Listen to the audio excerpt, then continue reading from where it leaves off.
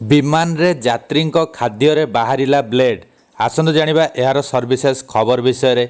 Bengaluru San Francisco अभिमुखे एक air India विमान रे अवहेलार एक मामला सामना को आसीछि।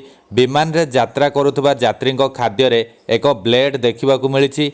जड़े यात्री दाबी करिसेंति जे गत सप्ताह रे बेंगलुरु सान फ्रांसिस्को अभिमुखे एयर इंडिया विमान AI 175 रे तांकु दिया जाइथिबा खाद्य रे एक ब्लेड मिलिथिला। एही घटना को सोशल मीडिया रे शेयर करी सांबादिक मथुरेश पॉल कहिसंति जे एयर इंडिया विमान रे तांकु दिया जाइथिबा खाद्य रे से एक लुहा खंड पाइथिले। खाइबा बेले से पाटरे किछि धातु खंड अनुभव करथिले एवं ताकु अति निकटरू देखिबा परे एहा एक ब्लेड बोली जणा पड़िथिला। सौभाग्यर कथा एथिरे मोर कोनोसी क्षति होई नाही, किंतु थरे भाभी देखंतु तो जदि कोनोसी शिशु को एही खाद्य दिया जाइथांदा तेबे कौन होइथांदा।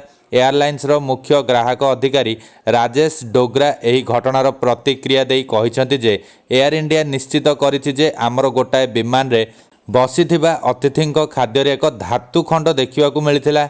एहार अनुसंधान बेले जणा पड़िछि जे पनीपरिबा काटिबा समय कैटरिंग कर्मचारी द्वारा व्यवहृत जंत्र एक खंड भांगी जाइथिला। एपरी कौनसी घटना जेपरी पुनरावृत्ति न हुए सेथिपई दृढ़ पदक्षेप नियाजिबो।